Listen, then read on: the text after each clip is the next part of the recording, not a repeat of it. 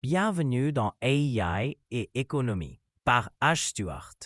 Épisode 01. L'AI va-t-elle me prendre mon job? Le mot travail ou job peut avoir de fortes connotations émotionnelles. Au-delà de l'idée de mettre du pain sur la table, il est lié à notre sens de soi, notre place dans la société et même notre raison d'être. Avec les progrès rapides de l'intelligence artificielle ces derniers temps, la question de savoir si tu seras remplacé par l'AI dans ton job devient de plus en plus brûlante. Examinons cette question à partir des principes fondamentaux. Les tout premiers principes.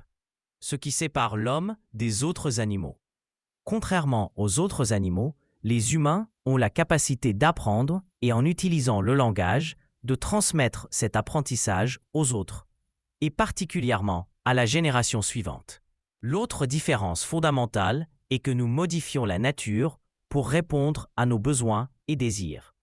Nous prenons des matériaux dans notre environnement et les remodelons de façon innovante, nous créons des outils. Ce processus, je propose, est en effet la définition la plus large du mot technologie. Ainsi, par définition, toute technologie porte une empreinte humaine, et la technologie est nécessairement une divergence par rapport à ce qui est naturel. Mais c'est un type de divergence par rapport à la nature que nous considérons habituellement et principalement comme une bonne chose. C'est même la raison même pour laquelle nous avons survécu en tant qu'espèce. La vie dans la savane africaine était trop dangereuse pour nous défendre sans recourir à des outils. Examinons de plus près ce qu'est un outil. Un outil peut être vu essentiellement comme un amplificateur ou une augmentation d'une compétence ou d'une capacité. Nous ne pouvions pas égaler la force du bison, mais nous avons utilisé notre innovation et découvert comment affûter la pierre. Cela nous a donné le biface, un outil simple mais très conséquent. Il nous a permis de chasser et, avec le feu, de manger de la viande cuite et ainsi d'avoir des réserves de protéines et d'énergie, nous libérant pour poursuivre d'autres intérêts, plutôt que de passer toute la journée à la recherche de nourriture, contrairement à nos plus proches cousins primates. Cette petite innovation dans la pierre donne bien sûr son nom à un âge, l'âge de pierre. Le premier de plusieurs périodes, toutes nommées d'après des technologies. Le progrès technologique est en effet le facteur déterminant de l'histoire humaine, étroitement lié au concept de création de nouveaux outils et technologies et la compétition. Compétition et survie sont très étroitement liées. C'est la capacité à façonner de meilleurs outils par l'Homo sapiens qui a conduit à la disparition d'autres espèces d'hominidés comme les Néandertaliens. Et nous ne savons que trop bien comment, entre les sociétés humaines, les groupes qui ont eu une technologie supérieure de leur côté ont prévalu sur d'autres groupes. On peut débattre de l'éthique de telles choses, mais ce qui ne peut être nié, c'est que c'est un aspect fondamental de la société humaine. Nous ne pouvons pas renoncer à l'inévitable demande d'innovation technologique au risque de mettre en péril notre survie même. Examinons ensuite cela sous un autre angle, l'économie. Encore une fois, très largement. L'économie est la somme de toutes les ressources et activités nécessaires pour soutenir l'innovation technologique. Appelons cela la vision technocentrique. Tout simplement, dans cette ligne de pensée, toute l'économie est vue comme permettant une meilleure technologie. Créer de nouveaux outils et technologies, ou en effet soutenir les actuels, nécessite la dépense de ressources auxquelles nous pouvons accéder, l'application d'idées nouvelles. L'innovation que nous avons déjà mentionnée est effectivement la fabrication des produits finaux. Cela peut être considéré comme un succès lorsque ce qui en sort est meilleur, a plus de valeur que ce qui y est entré. Un terme pour décrire cela est le profit. Tu ne t'engages pas dans une activité profitable, économiquement saine, lorsque la sortie est pire que l'entrée. Le pain devrait nécessairement être meilleur, plus digne d'être mangé, que la farine dont il est fait. Cette équation entrée-sortie, ci-après l'équation de production, est en effet l'essence non seulement de l'économie ou de la technologie, mais de toute vie elle-même. Donc oui, cela s'applique à tout ce que nous faisons, certainement à tous les aspects de l'industrie et du progrès technologique. Et l'une des ressources qui entre dans l'input ici est l'effort humain, le travail. Que cette ressource entre dans l'input doit être souligné. En d'autres termes, en termes purement économiques, cela peut être défini comme un coût. Comme tous les autres coûts dans l'équation de production, cela se reflète dans le prix du résultat. Le produit que tu cherches à acheter. Il n'est pas difficile de voir que pour obtenir une meilleure valeur ou une plus grande efficacité, nous pourrions vouloir diminuer la quantité de ressources nécessaires pour obtenir le même résultat. Et cela n'est possible que par le biais de l'innovation technologique.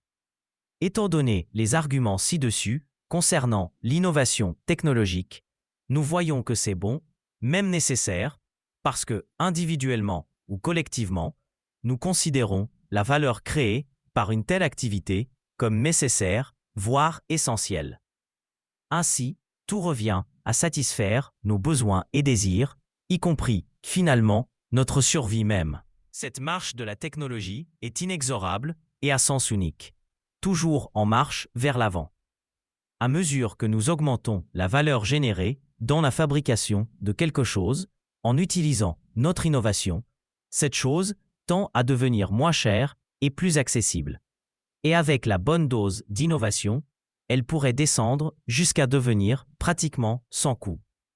Considère par exemple le coût, et donc le prix, d'envoyer un message vers une terre lointaine. Il y a 1000 ans, tu ne pouvais t'attendre à ce que seuls les rois puissent le faire. Mais aujourd'hui, tu ne sourcilles pas au coût d'envoyer un SMS ou un email à quelqu'un à l'autre bout du monde. Et qui veut vraiment revenir à l'époque des pigeons et des messagers? Donc, maintenant, à la partie clé, l'AI. L'intelligence machine n'est qu'une extension de l'intelligence humaine. Fondamentalement, ce n'est pas différent du biface qui a changé le cours de notre vie. L'AI n'est qu'un autre outil. Comme tout autre outil ou technologie que nous avons inventé, c'est une augmentation d'une compétence humaine, naturelle, existante. Cela mène donc naturellement à la question, si l'ordinateur peut penser et savoir tout comme je peux penser et savoir, ne va-t-il pas me remplacer dans mon travail? C'est en effet une question valide et comme nous le savons, une question émotive aussi. Mais je proposerais que ce n'est pas la question par laquelle nous devrions commencer. Reste avec moi un instant ici. En combinant les différents concepts que je viens d'exposer comme principe premier, la question globale qui doit d'abord être posée est celle-ci. Comment cette dernière technologie qui se développe rapidement améliorera-t-elle la valeur que l'économie génère? Et qu'est-ce que cela impliquerait en ce qui concerne le coût et donc les prix des biens et services? En prenant l'exemple de l'envoi de messages comme précédent historique, je proposerais qu'avec une application suffisante de l'intelligence machine, qui va être bien supérieure à notre propre intelligence limitée, dans tous les aspects de l'économie, nous nous tenons au bord de faire baisser de nombreux coûts de production, sinon tous, à zéro ou très près de zéro. Alors, dans un tel nouveau monde, serait-ce même un problème si le travail humain n'est pas une partie nécessaire de l'équation économique?